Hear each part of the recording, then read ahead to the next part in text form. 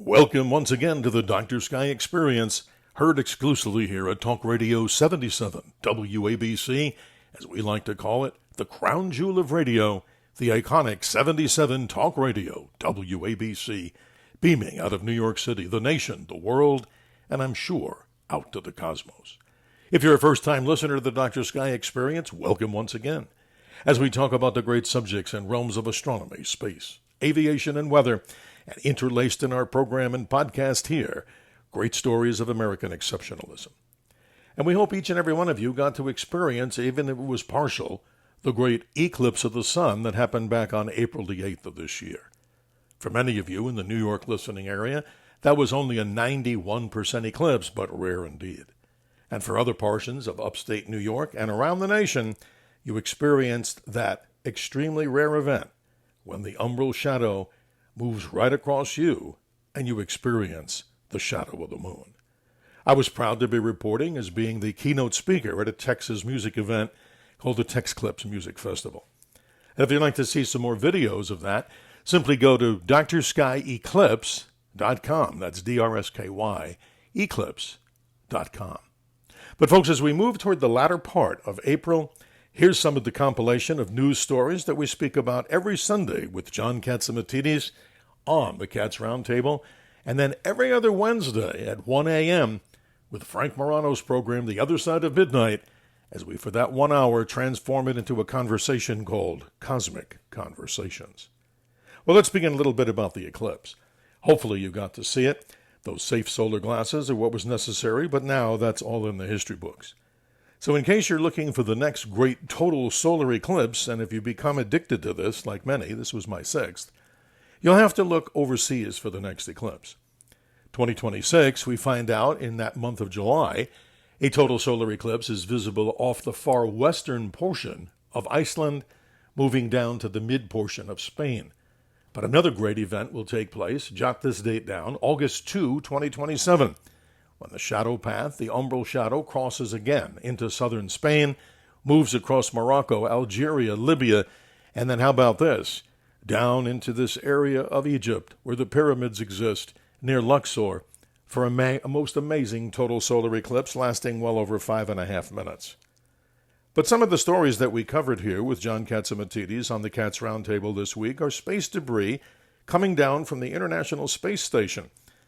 A number of years ago, that is March of 2021, the ISS deployed and pushed overboard a large pallet of oxygen tanks and other equipment about the size of a small SUV, intentionally intending for pallet EP9 to eventually disintegrate and burn up in the atmosphere. Well, lo and behold, we find out that just a few days ago, a report comes in that a man in Naples, Florida, whose home was actually hit. Alejandro Terra experienced something unusual. One of those tanks literally crashed through his roof and into his house, strange as it is. Those are nickel hydrogen batteries. What about meteorites? We see them in the sky, and what happens if you actually find one? Who owns it? Well, according to law, not just in the United States and around the world, for the most part here in the United States, if it lands on your land, you own it. But remember, if a meteorite is found and it lands on government land, well, the government pretty much owns it. And what about other nations around the world? In quick summary, did you know that in Denmark, even if you found a meteorite, the state and the government takes claim to own it? Interesting stories as we talk about on the Cats Roundtable. But so many other things are happening, folks, in our skies, and I wanted to highlight some of the things that you can actually see in our late April skies. What could be better than a total eclipse of the sun or an eclipse? Well, there's some interesting things happening. We find out that the moon was at first quarter on the 15th. It's farthest, ironically, away from us on the 20th. We call that apogee because it was closest to us when we had the total solar eclipse. That's what made it necessary. The moon had to be closest to the Earth. We call that perigee. But during this period of time, from about the 21st all the way to the 23rd, if you look into the northeast sky, after midnight in clear skies, you'll see a brilliant blue star called Vega.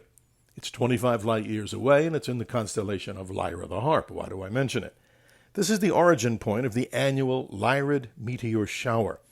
Now, with increasing moonlight, because the moon goes full on the 23rd, don't expect to see that many, but if by chance you're out in dark skies and you look up anywhere from 2 a.m. till sunrise, yeah, you have to be an early viewer, you may get to see a few of these Lyrid meteors.